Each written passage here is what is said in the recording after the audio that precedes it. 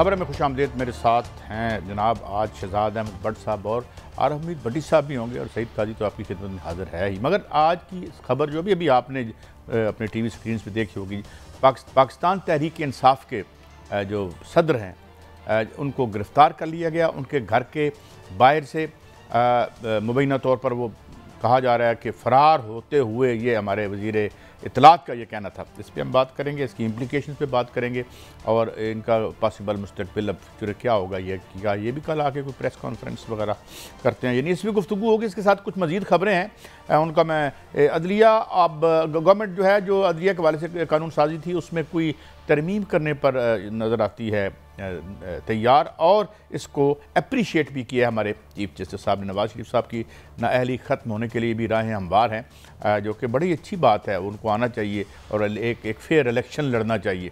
इसके साथ साथ जरदारी साहब पंजाब में बैठे हुए और नून लीग क्यों मुतहरक हो रही है, और वो इसलिए कि अब यूँ लगता है कि टग ऑफ वार अगर कामन फो आगे से हट गया तो फिर मेरे ख्याल में टग ऑफ वार बिलावल साहब और मोहतरमा मरीम नवाज साहिबा के दरमियान होगा अगली इक़्तिदार की रस्साकशी में। ये क्या मामला है कि जरदारी साहब लाहौर में बैठे हुए हैं और बहुत से लोग शायद शामिल भी होना चाह रहे हैं। पेट्रोल की कीमतों में कमी आई, वेरी अप्रीशिएबल, और IMF को क्या खुदाफिज कह दिया गया है। इसके साथ साथ डॉलर की कीमत में कमी आई, इंटर बैंक ट्रेडिंग की जो इजाज़त मिली है उसको कह रहे हैं लोग कि उसकी वजह से कुछ 11-12 ये अप्रीशिएबल है, लेकिन इसके लॉन्ग टर्म क्या असरात होंगे। हमारे साथ एक अहम मैशदान भी होंगे, उसमें हम बात करेंगे। भट्ट साहब पहले आपकी तरफ आ जाते हैं, ये आज क्या हुआ, मुखबरी हुई, बड़े वो मतलब है नज़र नहीं आ रहे थे, मगर लगता है कि खासी मेहनत करनी पड़ी पंजाब पुलिस को।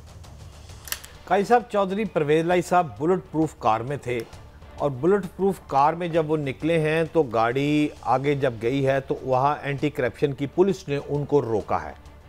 उनकी काले रंग की शीशे थे, जब उनको बाहर आने का कहा गया शीशे नहीं उतारे गए तो इस पर पुलिस के एक शख्स ने हिट किया बैक साइड को और फ्रंट साइड के शीशे को, जो ड्राइवर का साइड होता है वो डैमेज हुआ। बाद अज़ां चौधरी परवेज़ लाई साहब उतर आए नीचे और उनको दूसरी गाड़ी में शिफ्ट करके एंटी करप्शन ले गई है।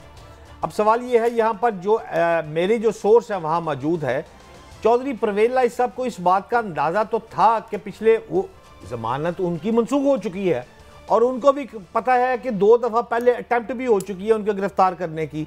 लिहाजा ऐसे हालात में कुछ अहम दस्तावेज़ात और एक लैपटॉप है जिसकी मेरे ज़राए ने मुझे इंकशाफ किया है कि वो उसका सारा चक्कर है, वो लेने चौधरी परवेज़ लाई साहब वहाँ से लेकर उसको किसी नामालूम मंजिल की जानिब लेकर जा रहे थे, तो घर के बाय ज़हूर पैलेस जो है वहीं पर गिरफ्तारी जो है उनकी हो गई है। अब मेरे ज़राए ने जब मैंने DG एंटी करप्शन से बात करने की कोशिश की है तो वहाँ पता चला है कि चौधरी परवेज़ लाई साहब की गिरफ्तारी डाल दी है और सुबह उन्हें एंटी करप्शन कोर्ट में बाज़ाब्ता तौर पर पेश भी किया जाएगा। बट साहब मुझे एक बात बताएं कि अगर वो सरफराज, मैं आपकी तरफ भी आऊँगा, जो बाहर खड़े हैं परवेज़ लाई साहब की रेजिडेंस के बाहर, उनको ज़ाती तौर पर उस लैपटॉप के लिए आने की क्या ज़रूरत थी? कोई अपना हरकारा भेज देते। साबिक 3 दफ़ा के मेरा ख्याल CM रह चुके हैं, तो वाई दिस मतलब हमाकत। देखें, बात यह है, चौधरी परवेज़ लाई साहब वज़ीर आला पंजाब जैसे फरमा रहे हैं दुरुस्त है, लेकिन इस वक्त ये बहुत बड़ी गिरफ्तारी है क्योंकि ये परवेज़ लाई साबिक वज़ीर आला पंजाब की बात नहीं हो रही, तहरीक इंसाफ के सदर की बात हो रही है। काजी साहब, मैं वो तो ठीक कह रहा हूँ, मगर मैं ये कह रहा हूँ कि इस लैपटॉप को वो तो वहाँ से उसकी तरसील किसी तरीके से भी करवा सकते होंगे। ये सारी बातें काजी साहब आगे जाके चलेंगी। आपको फुटेज में अगर ये गौर करें जो आपकी TV स्क्रीन पर चल रही है, तो एक लाल दुपट्टे वाली खातून आपको नजर आ रही है। इस पे भी गौर करें कि क्या चौधरी शुजात हुसैन साहब की ये बहन तो नहीं है? ये मेरे पास तो उसकी खबर नहीं है। सरफराज से पूछते हैं। सरफराज, आप हमें सुन पा रहे हैं? सरफराज हमारे कॉरेस्पॉन्डेंट हैं और चौधरी परवेज़ लाई साहब की रेजिडेंस के बाहर मौजूद हैं। जहाँ वाक़या हुआ, आपको क्या खबरें हैं इस हवाले से? क्या मंजर था, उसकी मंजर कशी कैसे आप करेंगे, और वो खातून कौन थी मोहतरमा जिसकी तरफ अभी भट्ट साहब ने इशारा किया है? सरफराज जी, बहुत शुक्रिया काजी साहब। इस वक्त मैं चौधरी परवेज़ लाई की रिहाइश गाह के बाहर ही मौजूद हूँ और मैं अपने कैमरामैन को कहूँगा कि वो दिखाएं कि ये वो दरवाज़ा है चौधरी परवेज़ लाई की रिहाइश गाह का, जहां से चौधरी परवेज़ लाही जो हैं वो 3 गाड़ियों के साथ यहां से बाहर निकले थे। उनको एंटी करप्शन हुकाम ने रोका, साथ में पुलिस की टीमें भी उनके साथ थी। चौधरी परवेज़ लाही की गाड़ी को जो है वो रोकने के बाद तलाशी लेने के लिए जब वो अंदर गए तो उन्हें वहां पर चौधरी परवेज़ लाही गाड़ी के अंदर मौजूद थे। ताहम चौधरी परवेज़ लाही के ड्राइवर ने जो है वो गाड़ी गाड़ी अंदर से लॉक कर ली और गाड़ी का दरवाज़ा जो है वो खोलने नहीं दिया। लेकिन इस दौरान पुलिस जो है वो यहाँ पर मौके के ऊपर ही मौजूद थी। उन्होंने चौधरी परवेज़ लाई की गाड़ी के मुबैना तौर पर शीशे तोड़े और चौधरी परवेज़ लाई को गाड़ी के अंदर से बाहर निकाला और उनको एंटी करप्शन काम की जो गाड़ी यहाँ पर मौजूद थी उसमें मुंतकिल करने के बाद उनको यहाँ से ले गए। और दूसरे सवाल अगर आप बात कर रहे हैं कि वो अहलिया कौन थी, तो ये बताया जा रहा है उनके तर्जुमान की जानिब से कि चौधरी परवेज़ लाई के साथ उनकी अहलिया जो हैं वो इस गाड़ी के अंदर जो है वो मौजूद थी। और चौधरी परवेज़ लाई के जो तर्जुमान हैं उनका ये बयान सामने आया है कि चौधरी परवेज़ लाई जो है वो अपने घर के अंदर मौजूद नहीं थे और पुलिस जो ये बयान दे रही है कि चौधरी परवेज़ लाई अपने घर के अंदर से निकले हैं, तो ये सरासर गलत बयान है। उनका ये कहना है कि चौधरी परवेज़ लाई जो है वो आज 7 से 8 रोज बाद अपने घर जो है वो आए थे और जैसे ही वो अपने घर की दहलीज के ऊपर पहुंचे तो पुलिस ने जो है वो उनको गिरफ्तार कर लिया और एंटी करप्शन की टीम के हवाले कर दिया और एंटी करप्शन की टीम उनको लेकर यहां से रवाना हो गई। लेकिन मैं आपको बताऊं कि पुलिस का ऐसा कहना है कि 6 से 7 रोज कबल जब उनकी जमानत जो है वो मनसूख हुई थी तो उनको मोबाइल लोकेशन ये मिली थी कि चौधरी परवेज़ लाई जो है वो अपनी रिहाइश गाह के अंदर ही मौजूद है। इस दौरान चौधरी परवेज़ लाई की रिहाइश गाह पर 5 से 6 बार जो है वो छापा मारा गया। लेकिन चौधरी सरफराज ये बताइएगा कि कुछ आपको अंदाजा है कि कहां लेकर गए हैं और चौधरी साहब इस वक्त कहां उनको ले जाया गया? Do you have any idea या इसके बारे में कोई इंकलिंग है आपको? देखें, ज़राए तो ये कह रहे हैं कि उनको एंटी करप्शन हुकाम के हवाले किया गया है और उनकी जो गिरफ्तारी है वो भी डाल दी गई है और कल सुबह उनको जो है वो अदालत में पेश किया जाएगा। लेकिन ये कहा जा रहा है कि इस वक्त चौधरी परवेज़ लाई जो हैं वो एंटी करप्शन हेडक्वार्टर में हैं जो कि लाहौर के अंदर है और इस वक्त उनको किसी से भी मिलने की इजाज़त नहीं दी जा रही है और उनसे तहकीकात का बाकायदा तौर पर जो है वो आगाज हो चुका है। सरफराज, आपने हमारे साथ रहना है। कल हमने बड़ा मिस किया अपने जो आरिफ हमीद भट्टी साहब, हमारा मेन जो एक मेंबर हैं हमारी इस टीम के थैंक यू वेरी मच। भट्टी साहब दूर से कहते हैं मंजर ज़रा अच्छा नज़र आता है, तो कुछ आप वेकेशंस में हैं तो हजूर ये फरमाइए कि एक बड़ी डेवलपमेंट हुई है, चौधरी परवेज़ लाई भी आज गिरफ्तार हुए, इसकी क्या इम्प्लीकेशंस हैं और आपको लगता है कि इनका भी यानी कल तक ये भी कुछ इस तरह का बयान आ सकता है जिस तरह से साबका गिरफ्तार होने वाले दोस्तों का बयान आया था? जनाब आरिफ हमीद भट्टी साहब। बिस्मिल्लाहिर्रहमानिर्रहीम। काजी साहब, परवेज़ लाई साहब का फ़ोन जो अभी सरफराज बहुत एक्टिव जर्नलिस्ट हैं और व्हाट्सएप पे जो फरमा रहे थे ये गिरफ्तारी होनी थी। जितने भी गिरफ्तार हैं सर मुझे ये बताएं अभी तक एक जमात उसके कितने लोग बाहर रह गए? परवेज़ लाई की 12 दिन पहले मोबाइल बंद की आखिरी लोकेशन लाहौर से बाहर की आ रही थी, वो बातें तो सारी दम तोड़ गई। अब असल खबर ये है कि परवेज़ लाई कितनी देर में प्रेस कॉन्फ्रेंस करते हैं। आपको याद होगा कि मोहतरम हाई कोर्ट के जज साहब ने कहा था हम आपको रिहा भी कर दे तो वो नहीं छोड़ेंगे, जल्दी से प्रेस कॉन्फ्रेंस करो और हमारी भी जान छुड़ाओ। तो परवेज़ लाई की गिरफ्तारी बज़ाहिर तो एंटी करप्शन ने की है, लेकिन एंटी करप्शन के आला हुकाम भी उनकी गिरफ्तारी से लाइलम थे। जब उन्हें गिरफ्तार किया जाने से आधा घंटा पहले तक के वो किसी को गिरफ्तार कर रहे हैं, उन्हें फोन आया कि अपनी टीम भेजो, तो अब वो गिरफ्तार करके ले गए हैं। उनकी सेहत नासाज थी, शायद परवेज़ लाई की गिरफ्तारी को 15-20 दिन पहले हो जाती, पर उनके साहबजादे मोनस लाई इस बात पर कह रहे थे कि मैंने पार्टी तरीके इंसाफ नहीं छोड़नी। तो पार्टी का सदर की गिरफ्तारी तो मेरी नज़र में परवेज़ लाई सदर की तरह अहम नहीं है। 2 दफ़ा वज़ीर आला रहे हैं, इन दिनों में आसफ अली जरदारी से भी इनडायरेक्ट उनका राब्ता हुआ, लेकिन उनकी गिरफ्तारी मुतवक्को थी और उनकी अब रिहाई उसी सूरत में होगी जब वो अचानक किसी जगह प्रेस कॉन्फ्रेंस करेंगे और एक जमात से लातलकी का इजहार करेंगे और उस पर सख्त तनकीद करेंगे।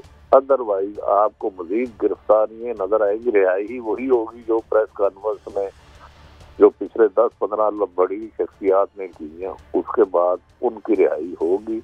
और जून के 15 जून तक आप एक और बड़ी अहम तरीन गिरफ्तारी की भी तवक्को रखें। 15 जून से पहले हो सकता है, पॉसिबल 1-2 दिन लेट हो, और बहुत बड़ी गिरफ्तारी होने वाली है। और उसके लिए शायद आपको कवरेज की भी जरूरत ना पड़े।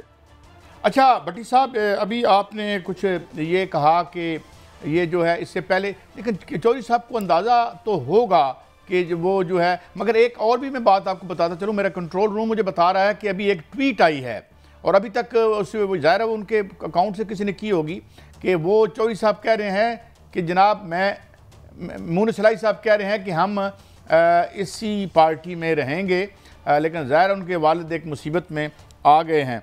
तो क्या आप ये इशारा कर रहे हैं कि परवेज़ इलाही साहब का कोई एक अंडरस्टैंडिंग हुई है, जरदारी साहब चूँकि यहाँ जोड़ तोड़ कर रहे हैं पंजाब में बैठकर, तो इस हवाले से वो अब क्या मून इलाही साहब के और परवेज़ इलाही साहब के रास्ते भी जुदा हो सकते हैं? नहीं, देखे वो उनके साहबजादे हैं, क्योंकि खुद वो हुकूमत में थे तो वो पाकिस्तान से चले गए थे, उन्हें ये खबरें थी गिरफ्तारी होंगी।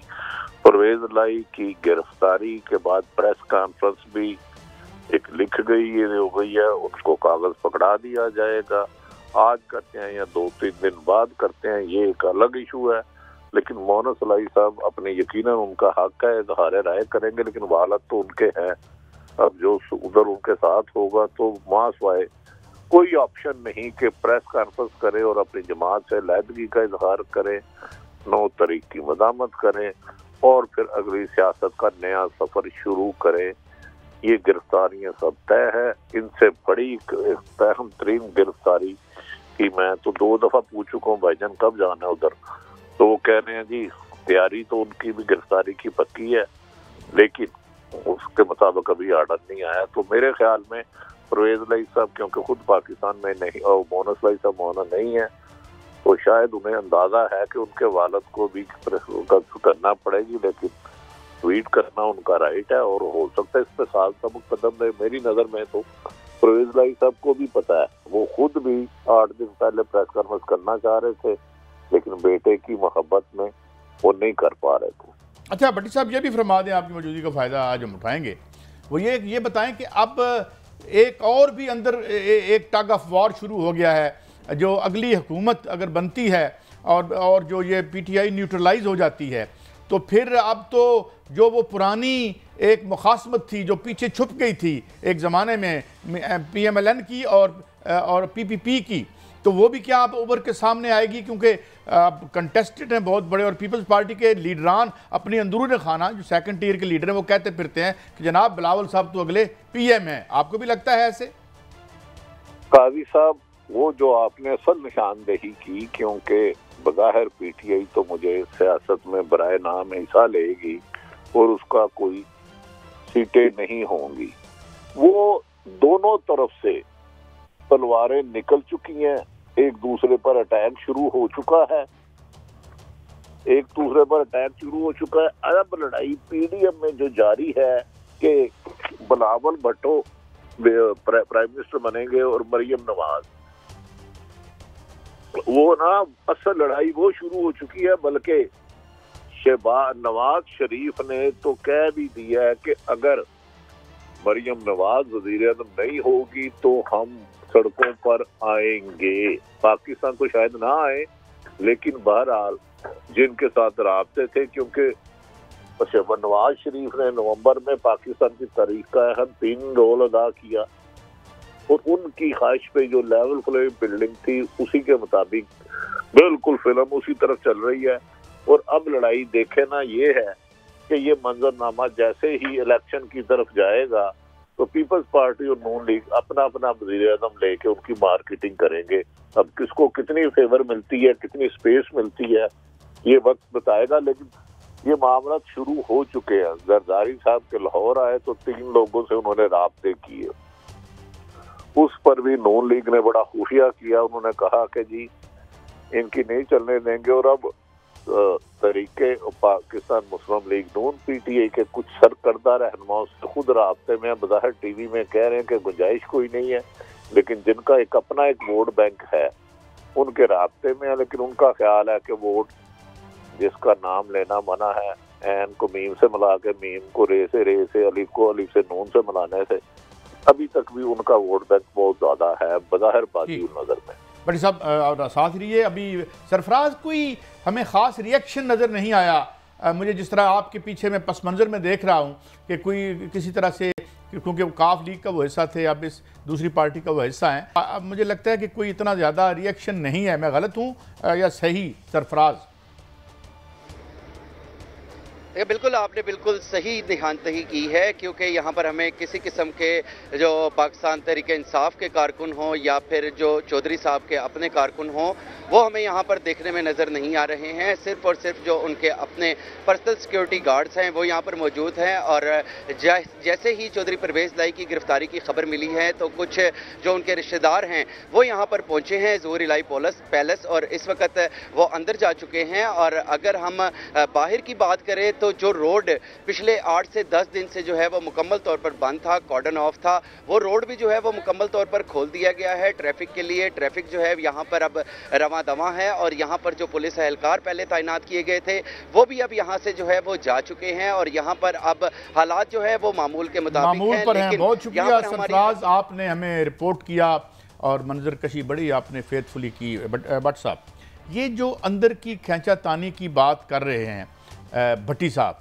कि अब चूँकि अगली मंजिलें नज़र आनी शुरू हुई हैं, कुछ ये भी हकीकत या वहम है या जो भी आप कह लें, एक पर्सपेक्टिव या तनाजुर बन गया है कि अब इनमें से ही कोई अगला इक़्तिदार किसी के हो, तो क्या ये खींचातानी शुरू हो चुकी है PDM के अंदर बड़ी दो मेजर पार्टियों के दरमियान? काजी साहब दुरुस्त कह रहे हैं, जैसे आरिफ साहब अभी फरमा रहे थे कि आसिफ अली जरदारी की लाहौर आमद, मेरी मुस्लिम नून के एक अहम रहनुमा से आज बात हुई थी।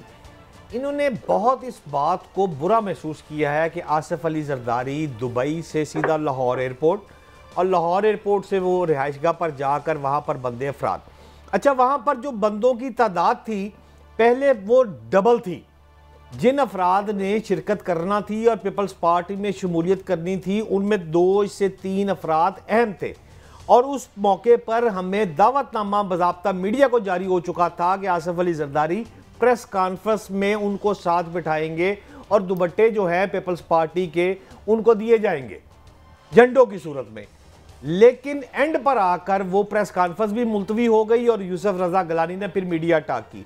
अब सवाल ये है कि एक तरफ तो आपको ये मॉनिटर करना पड़ेगा कि जहांगीर तरीन साहब जो है वो किस तरफ खेल रहे हैं। वो भी ये चाह रहे हैं कि जो अफराद हवा में उड़ रहे हैं, और ऐसे अफराद जो हवा में उड़ रहे हैं जिनका वोट बैंक अपना है, जो अपने हलकों से जीत सकते हैं, उनके लिए तो आरिफ साहब ने ठीक फरमाया, वही बात असल चल रही है कि उनके लिए गुंजाइश है। जैसे चौधरी परवेज लाई साहब हैं, इनके लिए मेरी चौधरी शुजात साहब के एक बेटे से बात भी हुई, वो भी ये वाज़ेह तौर पर कह रहे हैं कि चौधरी शुजात हुसैन की पार्टी में, मुस्लिम लीग काफ की पार्टी में चौधरी परवेज लाई साहब की वापसी जो है वो अब बहुत मुश्किल हो चुकी है।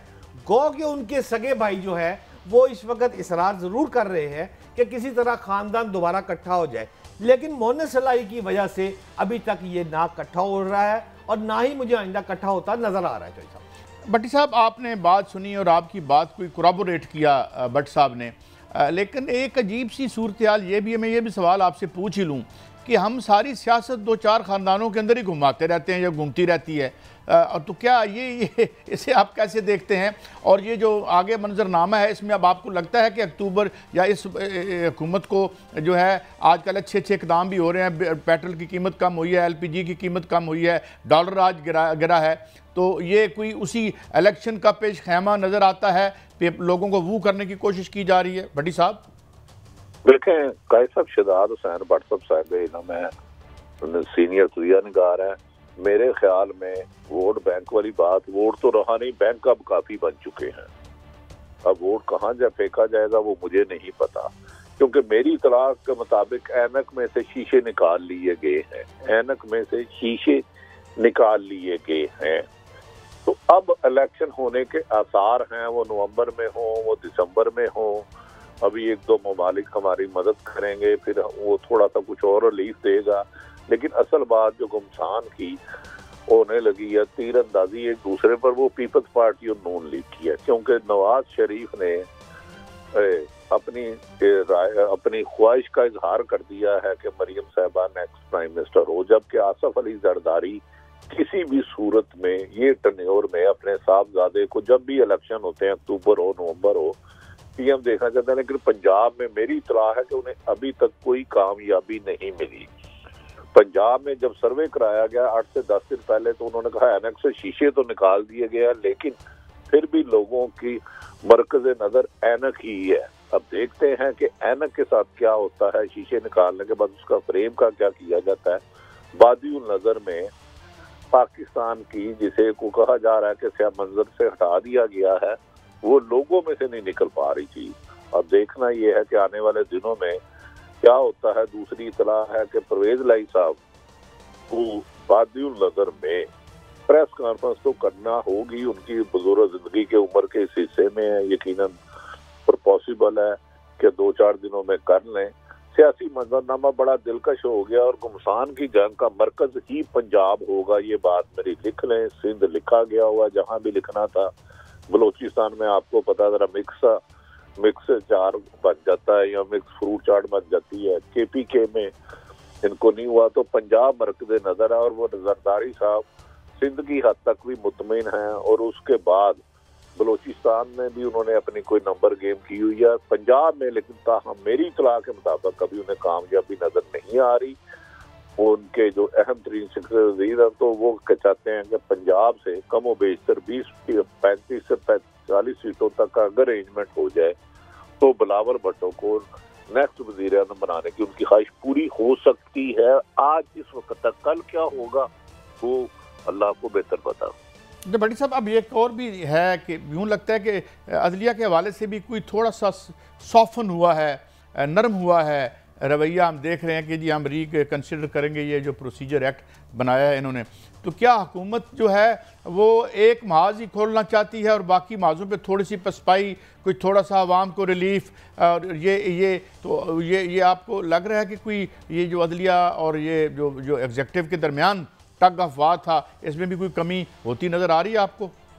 देखें, जिस चीज से उनको खतरा था अदलिया से, कि जैसे उन्होंने 14 मई के इलेक्शन का अनाउंसमेंट की थी कि उसके मुताबिक आइन और कानून के मुताबिक कार्रवाई होगी, जो उनके बयानात रिकॉर्ड का हिस्सा है, वो मामला सुना है बादिउल नजर में। मुस्लिम लीग उनके लोग कहते हैं मामला सेट हो चुके हैं, वो उधर से जो उन्हें गर्म हवा का खदशा था वो अब नहीं होगा। तो फिर ये छोटे मोटे इशू तो सॉल्व हो जाएंगे, वो तो ये चीजें मैटर नहीं करती। अगर वो उसका डिसीजन लेट हो जाता है, जो 14 मई को इलेक्शन कराने थे, जिसमें जैसे मोहम्मद खान जुनेजो के बारे में कार्रवाई की गई थी, नवाज शरीफ के बारे में की गई थी, अगर अब तीसरी कार्रवाई नहीं होती तो वो जो नया बिल है उसमें नजरसानी हो सकती है। वो इतना इशू कोई नहीं है मैटर, वो काफी चीजें मैनेज हो चुकी हैं। हालात के मुताबिक, मौसम के मुताबिक तब्दील हो रहा है, कपड़े चेंज हो रहे हैं, सर्दी में स्वेटर का इंतजाम और गर्मियों में कॉटन की सलवार कमीजों का अरेंजमेंट हो चुका काफी हद तक। अच्छा, एक और अरेंजमेंट भी तो भट्टी साहब अब इन दी ऑफिंग लगता है, ख़ास तौर पर ये जो कानून बना है जिस पे सदर मोहतरम ने दस्तखत भी कर दिए हैं कि मियाँ साहब भी अब वापस जो है वो उनकी बात, उनके जो मुस्लिम लीग नून के कैंप ये कह रहे हैं कि वो वापस आएंगे और फिर मुमकिन है कि उनकी जो सज़ाएँ हैं वो बहाल ना रहें और फिर वो भी इलेक्शन लड़ सकें। तो वहाँ लंदन में क्या सूरत हाल है, आपके पास क्या खबरें हैं? आपके ख्याल में मियां नवाज शरीफ पर पाबंदी है? मेरे ख्याल में तो पाबंदी कागजों में है, पाबंदी तो उनकी खुल गई है, उनके इलेक्शन के रास्ते हमवार हो चुके हैं। वो अचानक एक ब्रेकिंग खबर आएगी कि वो बड़ी ज्यादती हुई है, नाअहल ताहयात किसी को नहीं किया जा सकता, इतने टाइम के लिए किया जा सकता है। और पाकिस्तान की सियासत में इस वक्त आसफ अली जरदारी से ज्यादा अहम नवाज शरीफ हो चुके हैं। बज़ाहिर वो नाअहल भी हैं, इलेक्शन भी नहीं लड़ सकते, लेकिन जरदारी को बिला वजह दुबई उनकी एक सऊदी हुकाम से अहम मुलाकात होनी थी, उसे छोड़ के अगर वो लाहौर गए हैं तो इसका मतलब है वो भी समझते हैं कि आसफ शहबाज नवाज शरीफ का पाबंदी तो मेरे ख्याल में उठ जाएगी अगर वो एक आईनी तरीके से जाते हैं। लेकिन अक्सर इंतहाजा के क्या प्राइम मिनिस्टर मरियम नवाज साहिबा बनेंगी या बिलावल। अब नवाज शरीफ की सजा समझें कि वो है या नहीं है, एक बराबर ही है। उसका आपने ब्रेकिंग न्यूज़ सुननी है सिर्फ। अच्छा, ब्रेकिंग न्यूज़ ही सुननी है। लेकिन अच्छा, ये बट साहब पंजाब किधर जाता नज़र आता है आपको? पंजाब में हम देखते हैं खुद मुस्लिम लीग नून और दूसरी जो रवायती पार्टियां हैं उन्होंने जो इलेक्ट्रल महाज पर बुरी तरह लूज़ किया है। तो आप क्या समझते हैं कि ये पंजाब का रुख किस तरफ होगा अगर आने वाला इलेक्शन आता है? तो देखिए काजी साहब, पंजाब इस वक्त अगर आप जिस तरह आसिफ अली जरदारी साहब बार बार स्ट्राइक कर रहे हैं और कुछ बड़े नाम जो है अपने पास रखना चाहते हैं, अभी तक उनको कामयाबी तो नहीं हुई, तो पीपल्स पार्टी पंजाब में मुस्लिम लीग नून को शिकस्त देना काफ़ी उनके लिए मुश्किल है। बात यह है कि किसी को पसंद आए या ना पसंद आए, वोट तो वो ऐनक वाली बात भट्टी साहब की ठीक है, उसको तो आप जुठला नहीं सकते। लेकिन सवाल ये है कि पंजाब में अगर ये तीसरी पार्टी कुव्वत आ रही है जहांगीर तरीन की सूरत में, अलीम खान की सूरत में, और ये कदावर शख्सियात को लेने में कामयाब होते हैं जो अभी तक कामयाबी नहीं हुई, तो फिर तो और बात है। अदरवाइज लड़ाई पाकिस्तान पीपल्स पार्टी और मुस्लिम लीग नून की होनी है, और अगर वो लड़ाई होती है तो उसमें पीपल्स पार्टी कमज़ोर होगी और मुस्लिम लीग नून एक स्टेप मेरा ख्याल है आगे जाएगी। अच्छा भट्टी साहब, मेरा ये ख्याल है कि अगर ये सूरत हाल कंटिन्यू करती है तो मुझे ये लगता है कि इस बार पंजाब में ज़्यादातर जीतने वाले लोग आज़ाद उम्मीदवार होंगे। बज़ाहिर वो अपनी वाबस्तगी ज़ाहिर कर सकें या ना कर सकें, मगर आफ्ती रिकॉर्ड जो जिस अवाम उनकी वाबस्तगी को जो देखेगी, तो मुझे लगता है कि एक बहुत बड़ी तादाद पहले इतनी नहीं कभी आई होगी आज़ाद उम्मीदवारों की, अगर यही सिचुएशन कंटिन्यू करती है तो आपको ऐसा लगता है? क्योंकि कुछ हवालों से यूँ लगता है कि जैसे अवाम ने अपने जो रस्ते हैं वो मुतय्यन कर रखे हैं। भट्टी साहब देखिए काजी साहब, अगर यही दौर दौरा रहा हमारे दोस्त काजी सईद साहब का कहना है, तो देखिए मैंने गुजारिश की है, मेरी नज़र में अब वोट तो कहीं और है, बैंक कहीं और पड़े हैं। इतलात ये है कि पीपल्स पार्टी ने नवाज शरीफ को ये भी ऑफर किया है कि वफाक में हमें आने दे, पंजाब आप ले लें, केपी के और सिंध और बलोचिस्तान पीपल्स पार्टी के साथ वफाक चला जाए। मतलब है ये, लेकिन फ्यूचर में क्या होना है, माजी में जो हो चुका है ये तो मोरख अपनी हिस्ट्री खुद लिखेगा, जो हो रहा है वो भी लिखेगा। कल क्या होना है जिसकी तरफ आप इशारा कर रहे हैं, देखें अब इंडिपेंडेंट कभी आज से 10-15 साल पहले जो होता था ना, वो अब वो सूरत हाल नहीं रही। देखना ये है कि जिसके लिए दरवाजा बंद किया गया है उसके लिए क्या उसकी चाबी को किसी समुद्र में फेंक दिया है, उस सूरत में सिनारियो दूसरा होगा। तो दूसरा वोट बैंक एक हकीकत है कि मुस्लिम लीग नून का है, उसका ग्राफ गो के खासी नीचे आ चुका है। लेकिन पीपल्स पार्टी का मैं कोई पंजाब में, मेरी नज़र में मैंने जितने भी लोगों से बात की है, कोई बहुत बेहतर पंजाब में वोट बैंक का मुस्तकबिल नहीं। अब ये जनूबी पंजाब को भी फोकस कर रहे हैं, लेकिन उस पर भी इन्हें इतनी कामयाबी नहीं हुई। दूसरा, अगर इलेक्शन होते हैं तो क्या वो साफ होते हैं कि साथ शफाफ भी होते हैं? देखना ये होगा। साफ इलेक्शन तो होते हैं, लेकिन शफाफियत का जो अमल है ना, वो बड़ी खूबसूरती से तय किया जाता है। वो देखना है कि वो शफाफियत किस तरफ जाएगी। तो मैंने ब्रेक पे जाना है। आपके कहने का मतलब ये है कि इलेक्शन में कहीं कोई सफाई ना हो जाए, साफ शफाफ से शायद आपको, चलिए इसकी हम बाद में बात करते हैं। मैं जब वापस आऊँ सवाल भी छोड़े जा रहा हूँ। एक इंतहाई अहम रोल था हमजा शहबाज साहब का, वो बड़े खामोश हैं पुरस्रार तौर पर, तो क्या उनका भी कोई रोल आने वाले दिनों में होगा पंजाब के ज़मीन में? बहरहाल बड़े एक अनसर्टन से दिन हैं, अल्लाह कुछ बेहतर करे वतन अजीज़ के लिए भी और इस मुल्क के लोगों के लिए भी। एक ब्रेक के बाद हाज़िर होते हैं। मैशत पे भी हमने बात करनी है, बड़ी अच्छी खबरें हैं। पेट्रोल की कीमत कम हुई और डॉलर भी किसी हद तक नीचे आया, क्यों?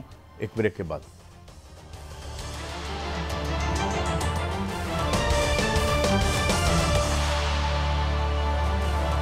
Welcome back. अच्छा बट साहब, क्विकली एक तो ये फरमा दीजिएगा कि हमजा शहबाज साहब क्यों इतने खामोश हैं और ज़रा पस मंज़र में हैं, और साथ कुछ तफ्तीश की तफसील भी आई है आपकी चौधरी परवेज़ इलाही साहब के हवाले से।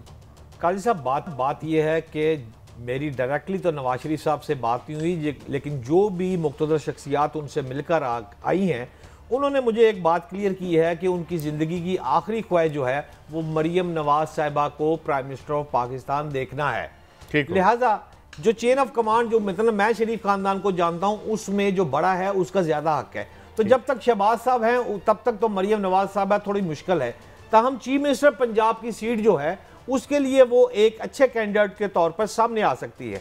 अब हमजा शहबाज शरीफ साहब को यह भी इल्म है कि जो उनसे उम्र में बड़ी हैं और घर में बड़ी हैं और नवाज शरीफ साहब की फेवरेट भी हैं, लिहाजा अगर ऊपर मेरा बाप आ गए शहबाज साहब तो नीचे वज़ीर आला पंजाब के लिए मरीम नवाज साहिबा ही हैं, और इस वजह से वो आजकल थोड़ा सा पीछे है। लेकिन मैं फौरी तौर पर एक फिक्रा ज़रूर कह दूं कि मेरी अभी एक सोर्स ने मुझे बताया है कि चौधरी परवेज़ लाई साहब को जो एंटी करप्शन में अब हेडक्वार्टर में लेके गए हैं, तो उनसे जाकर जो पहली हमें एक आवाज़ आई है कि वो गिलगित बल्तिस्तान रवाना हो रहे थे चौधरी परवेज़ लाई साहब, और उनके सामान भी जो था उनकी गाड़ी से बरामद हुआ है, वो इस तरफ जाने का प्रोग्राम बना रहे थे, लिहाजा वो गिरफ्तार हो गए और वो इसमें थे। जी जी जी भट्टी साहब, आप इस पर भी कुछ ऐड करेंगे? अभी हमें थोड़ी देर बाद शब्बर जैदी साहब भी ज्वाइन करेंगे, मईशत के माहिर, लेकिन ये इनिशियल खबरें आई। मगर हमजा शहबाज साहब के हवाले से आप ये समझते हैं ये टेक ठीक है कि ये अब आने वाली सियासत में नवाज शरीफ साहब और मरीम नवाज साहिबा ही डोमिनेट करेंगी? भट्टी साहब नहीं, देखे, मरीम नवाज साहिबा की बहुत ख्वाहिश है। अगर मरीम साहिबा, मेरी तो इतलात के मुताबिक वो अपने आप को वजीर आजम कंसीडर कर रही हैं, और क्योंकि वो पहले भी आपको पता है शायद कोई इलेक्शन नहीं लड़ सकी, लेकिन उनका ख्याल है कि उसका मिनिमम जो उनका है ना, जिसकी वो लीड डिजर्व करती हैं, वो प्राइम मिनिस्टर ऑफ पाकिस्तान है। और हमजा शहबाज साहब की असल सियासत पे गिरफ्त है। हमजा शहबाज साहब इसीलिए एक्टिव नहीं नजर आते, कभी कभार वो वालद के एहतराम में बयान दे देते हैं, लेकिन हमजा शहबाज मौजूदा सूरत हाल में मेरी इतलात के मुताबिक मुतमिन नहीं है। अब मुकाबला बिलावल भुट्टो और मोहतरमा मरीम नवाज साहबा के दरमियान है। शहबाज शरीफ साहब बज़ाहिर मुझे कोई इतने एक्टिव नजर नहीं आ रहे। इन फ्यूचर से जो भी सेटअप बनता है उसमें हो सकता है वो किनारा कशी कर लें, एज का कह लें, कोई अलग ट्रीटमेंट कराना कह लें, या कि मैं अब रेस्ट करना चाहता हूँ। तो मरीम नवाज के बाद सीएम के लिए बड़ा हैरत अंगेज उन्हीं का कैंडिडेट है, लेकिन वो शरीफ फैमिली से नहीं है। अगर ये रिजल्ट आता है, रिजल्ट क्या आता है ये तो मैंने गुजारिश की है ना, वोट तो नहीं है, देखना है कि किस बैंक के किस अकाउंट में कौन कितने पैसे जमा कराता है। एक तरफ तो आप कह रहे हैं कि बैंक किधर हो गया तो वोट अदर हो गए ने, तो फिर ये इस तरीके से मतलब ख्वाहिशें कैसे होंगी? काजी साहब, व्हाट्सएप और आप जानते हैं बैंक में कोशिश होती है कि बड़े बड़े अकाउंट होल्डर मेरे बैंक में आए, तो बैंक की ज्यादा तरक्की का अंसार आपके होल्डर्स पे होता है। बैंक होल्डर्स पे पैसे किसने जमा करवाने हैं, शायद आपके पैसे मेरे नाम से जमा हो जाए, तो लिहाजा अकाउंट होल्डर की बड़ा मैटर करता है कि कभी कभार एक ही रकम मुख्तलिफ बैंकों में एट ए टाइम जमा करा दी जाती है, लेकिन इसके लिए बड़ी साइंस की जरूरत है आगे जाने के लिए। भट्टी साहब, इस वक्त आप पाकिस्तान में दो बड़े बैंक देख रहे हैं या तीसरा बैंक भी खुल गया है? तीसरा बैंक खुला है, लेकिन उसकी कोई हैसियत नहीं होगी। उस पर बहुत ज्यादा तवज्जो की जा रही है, बहुत ज्यादा मेहनत की जा रही है, लेकिन तीसरे बैंक में मैंने कहा ना, कब भी कोई भी आप माशाल्लाह आप बड़ी खूबसूरत ऐनकें पहनते हैं, मैं ऐनक करीब की पहनता हूँ या दूर की पहनता हूँ, आप फैशनेबल ऐनकें पहनते हैं, तो जब ऐनक में से शीशा निकल जाए तो गर्दो गुबार सीधा आंख पे लगता है। डिपेंड करता है कि ऐनक का फ्यूचर कितना होगा। ऐनक में आपको पता है दो ग्लास में करीब के, एक दूर के, और एक तीसरे रेबन शेमन बड़ी कीमती ऐनकें आप पहनते हैं मम्मी डैडी माहौल में। तो अब वो शीशा कहीं भी जस्ट नहीं हो पा रहा उस फ्रेम में, क्योंकि फ्रेम इस कदर पेनिट्रेशन कर चुका है आवाम में कि उसकी जगह किसी भी शीशे को जस्ट करने में बहुत ज्यादा मुश्किलात आ रही हैं। जो मेरी अपनी राय है, यकीनन गैब का इल्म तो मेरे पास नहीं है, आप और काजी साहब मुझसे ज्यादा साहिब इल्म है। नहीं, गायब का इल्म तो शायद रब कायनात की तरफ है। अभी हम देख रहे हैं कि शायद बट सब अपने हम इससे कबल के अब हम बात थोड़ी सी ये अच्छी खबरें भी कभी कभी आती हैं। पेट्रोल की कीमत कम हुई, डॉलर इंटर बैंक में जो है वो नीचे गया, और इवन जो ओपन मार्केट में नीचे गया, और जिसमें खबर ये आई कि वो मलक बोस्तान साहब जो कि चेयरमैन है मनी एक्सचेंजेस के, उनका ये कहना था कि ये जो इंटर बैंक में ट्रेडिंग की इजाज़त दी है गवर्नमेंट ने कि जी आप जो क्रेडिट कार्डों की पेमेंट के हवाले से जो पैसे हैं वो ओपन मार्केट से उठाने की बजाय बैंकों से ख़रीदें, तो एकदम से कोई मेरे ख्याल में 30 रुपये आया, 23 रुपये आया, बट 22 रुपये round figure we do appreciate it. लेकिन अब हम कोशिश कर रहे हैं कि हमें कोई मैशत के माहिर हमें इस हवाले से मज़ीद गाइड करें। लेकिन जो और साथ क्या हम ये भी बात करना चाहेंगे कि क्या IMF जो है उससे हमने फाइनली निकलने का फैसला कर लिया, क्योंकि जो पेट्रोल की कीमतों में हमने कमी की है और डीजल में जो कमी की है, ये तो बिल्कुल IMF की जो ख्वाहिशात और जो उसकी शराइत हैं उससे बिल्कुल मुतसादम है। काजी साहब, आज के फिर प्रोग्राम में आपको कुछ ना कुछ तो एप्रिसिएशन हिसाबदार को देना पड़ेगा।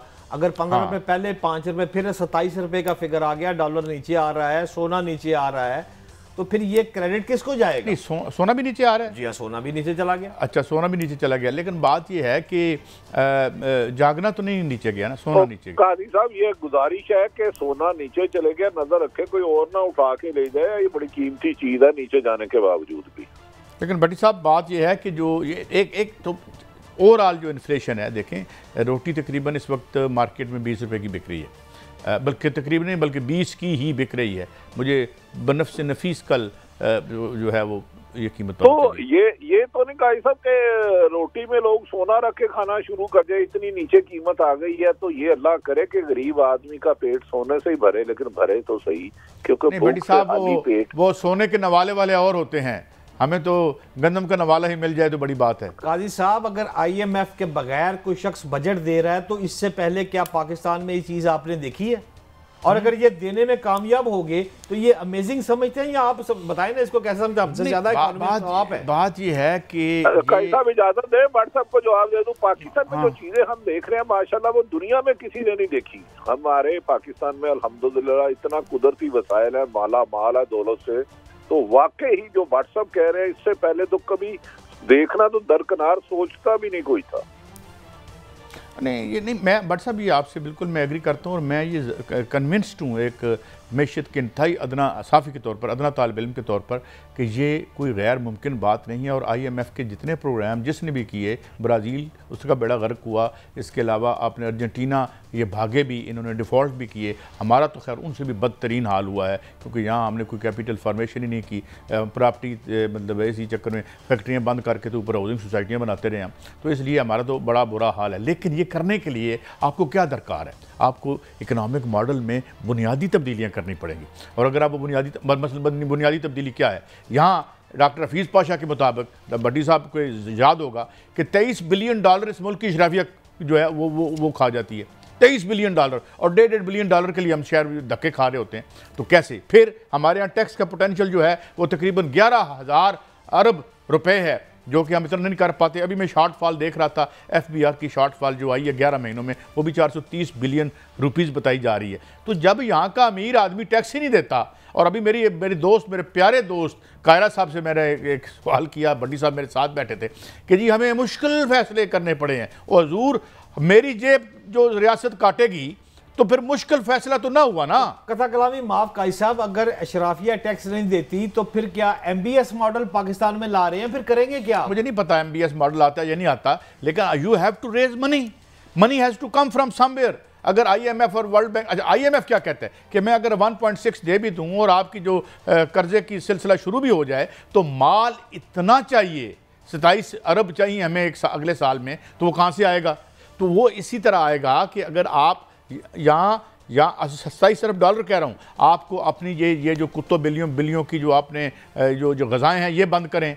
ये जो आप गाड़ियाँ मंगाते हैं बड़ी महंगी, और बड़े बड़े इशराफिया को तो खैर आप टैक्स भी नहीं लगाते, तो गाड़ियाँ आ जाती हैं, ये आपको बंद करना पड़ेगा। जो मेरी बात हुई थी सलमान शाह साहब से, उस वक्त तो एक इकोनॉमिस्ट ये थे, उन्होंने कहा सलमान शाह साहब वो जिनकी बेटी गिरफ्तार हुई है, जी उनकी बेटी, उनकी बात करूँ, वो वज़ीर ख़जाना रह चुके हैं। तो उस वक्त उनका ये कहना था, वो लीड इकोनॉमिस्ट हैं और ये मार्केट इकानमी पर सिद्ध के दिल से यकीन रखते हैं, कोई इनकलाबी नहीं है, मतलब ज़रूरी भी नहीं है उनके लिए, वैसे इनकलाबी होना कोई अच्छी बात भी नहीं है, मगर ये कि वो कहते हैं कि 30% तो हम ये कम कर सकते हैं, अपना जो है ये जो इम्पोर्ट बिल है कैसे कम कर सकते हैं? अरे भाई यहाँ पब्लिक ट्रांसपोर्ट चलाएं, ये नुमाइशी की जो आप बसें चलाते रहे हैं। काजी साहब, फिर इतनी मौके मिले हैं, फिर अपने दौर में किया क्यों नहीं? किसने?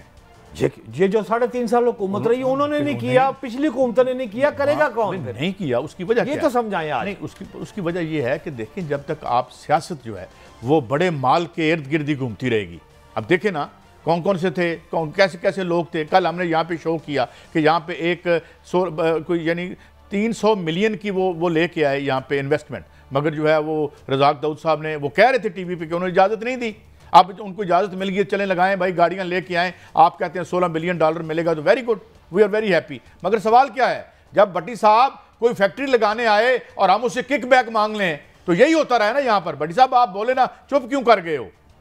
देखें काजी साहब, जब कोई फैक्ट्री इन्वेस्टर आता है तो कोई मुल्क तरक्की करता है। जब वो फैक्ट्री लगाने आए तो उससे पहले जो इधर बैठे हैं वो कहें पहले मेरे फैक्ट्री का प्रॉफिट में लाओ, उससे कमीशन लेके अपनी फैक्ट्री पे लगा दे, तो फिर इन्वेस्टर आने से अवॉइड करता है। पहले तो आपको ये एनवायरनमेंट देनी होगी, बिजली की कीमत कम करनी होगी, टैक्स कलेक्शन में लोगों को लाना होगा, लेकिन वो लाएगा कौन? जो खुद टैक्स चोरी करता है, ये पॉसिबल नहीं है। अब देखें, अल्लाह करे, अच्छे की उम्मीद रखनी चाहिए। अब तवक्को कर रहे हैं कि पाकिस्तान IMF से निकलता है, अल्लाह करे पाकिस्तान IMF से निकले, लेकिन पाकिस्तान में ही रहे और उसकी आवाम खुशहाल हो, उसकी एलीट अशराफिया जो कैप्चर कर चुकी है मुल्क को, उसकी असरात आम शहरियों तक आए तो फिर मसाइल खुद ब खुद ख़त्म होंगे और तरक्की का सफ़र होगा। लेकिन मुझे इस मौजूदा सियासी सिस्टम में तरक्की का सफ़र मुश्किल लगता है, लेकिन नामुमकिन नहीं है। अल्लाह के घर किसी चीज़ में कमी नहीं है। नहीं, वो तो तरक्की तो सफ़र तो मुझे ये एक विजन की बात है। देखें ना, अपना विजन जो है अगर आप उसको बदलें और आउट ऑफ द बॉक्स, सारे कहते थे आउट ऑफ द बॉक्स करेंगे, करता कोई नहीं है, काम वही करते हैं जो पहले दिन से जारी है। नहीं काजी साहब, अगर आप कैलकुलेशन कर लेना तो इस मुल्क में इस वक्त जितनी इंपोर्ट में कमी हो रही है, ये पहले मैंने तो कभी नहीं देखी। आप इसको कैलकुलेशन फिगर क्या, मैं फिगर देता हूँ। दो तरीके से देखें। इंपोर्ट में जो कमी हो रही है वो इतनी अच्छी बात भी नहीं है। उसकी वजह क्या है कि इंपोर्ट में ज़्यादातर जो चीज़ आ रही थी, यहाँ रॉ मटीरियल आ रहा था, यहाँ की फैक्ट्रियाँ बंद हो रही हैं रॉ मटीरियल ना होने की वजह से। इंपोर्ट दो किस्म की है, एक इंपोर्ट वो है कि जो आप बड़ी बड़ी गाड़ियाँ मंगाते हैं जिनकी हमें ज़रूरत नहीं है, एक और इंपोर्ट वो है कि जो रॉ मटेरियल आता है यहाँ पे उससे फैक्ट्रियाँ चलती हैं, वो भी बंद हो रही हैं। और हम क्यों नहीं? क्योंकि हमारे पास पैसे नहीं हैं, ये है। और दूसरी बात जो यहाँ हमने की थी, हम दोबारा दोहरा देते हैं, और हफीज़ पाशा साहब ने इस बात को सपोर्ट किया था। उन्होंने कहा था कि यार यहाँ लोगों को डॉलर अकाउंट खोलने दें, उसको आप बेशक जो इंटरेस्ट है उसको आप रुपयों में दे दें। काजी साहब, यही तो बुनियादी देखे ना, आप कॉटन इंपोर्ट करते हैं, यहाँ क्यों नहीं बनाते? ये तो निजाम का निजाम ही बिखरा पड़ा है। जब आप कॉटन ग्रोइंग एरिया में स्टील अपना शुगर मिलें ले जाएंगे और हाई कोर्ट आपको ऑर्डर करेगी कि बंद करो और वापस लेके आओ, और आप कहेंगे हाई कोर्ट क्या है? मैं एक बात करूं, यहाँ फैसला हुआ था, एक मोहतरमा हमारी जस्टिस साहबा ने फैसला किया था कि ये जो आप कॉटन ग्रोइंग एरिया में मिलें लेके गए, इनको वापस लेके, आज तक कोई वापस नहीं लेके आया। ना हम अदालतों का एहतराम करते हैं, ना कानून का एहतराम करते हैं, तो फिर कैसी तरक्की होगी? भट्ट साहब आप बताएं। तो फिर मुल्क में इस वक्त हो रहा है, फिर उस पर सलाम पेश कर दें। सलाम क्या पेश करें? फिर मैं तो ये कह रहा हूं, अगर आप ही कह रहे हैं हमने कॉटन इंपोर्ट करनी है, मुल्क में पैदा नहीं करनी, शुगर मिलें लगानी है, निजाम तहस नहस हो गया है, सब कुछ तबाह हो गया है, तो फिर ठीक इसी तरह होगा। कैसे होगा? ये जैसे प्लेन्स ऑफ पंजाब आप कहते हैं, ये पूरे सब कॉन्टिनेंट का 47 से पहले 40% गला पैदा करता था। आप तमाम ग्रीन एरिया को ग्रे एरिया बनाई जा रहे हैं। भट्टी साहब जरा बताएं ना कि जनाब वो कितने परमिट मिल रहे हैं यहाँ पे हाउसिंग के लिए, और ये जो गजाई किल्लत $14 बिलियन की तो हम गजा इंपोर्ट करते हैं, कुछ बोलेंगे भट्टी साहब? आप दोनों साहब मैं और आप इकॉनमी में बड़ी गहरी रखते हैं। जो मुल्क 70% ज़रई हो और गंदम वाहिद से इंपोर्ट करे, बताएं वहाँ कितनी तरक्की हो रही होगी? कुछ हक़ाइक़ आवाम के सामने रखना होंगे और हमें अपनी गलतियों से इस्लाह करनी होगी। आपका ज़रई 70% है और गंदम आप बाहर से लाते हैं, प्याज आपका टमाटर दूसरे मुल्कों से आता है। डू यू थिंक कभी हमने ये सोचा है? आपके कुछ दोस्त जो ग्रीन एरिया को ब्राउन कराकर खरबपति बन चुके हैं, खरबपति। तो जब इस जमीन में जो सोना पैदा होता है, चलें हमने भट्टी साहब, मुझे लगता है कि जब हम खरबपति इतने पैदा नहीं करेंगे जितनी गंदम पैदा करेंगे, तो शायद ये मुल्क भी बच जाए। और इसी दुआ के साथ और इसी उम्मीद के साथ इस हफ्ते का अख्ताम है कि शायद हमें, क्योंकि ये अब पाकिस्तान के डिफाइनिंग मोमेंट्स हैं, कुछ जैसे मर्जी इसे इंटरप्रेट कर ले, मेजर डिसीजन करने पड़ेंगे हमें, वरना फिर क्या उसका जवाब दें। इजाज़त दें, अगले हफ्ते मंडे को फिर मिलेंगे। अल्लाह हाफ़िज़।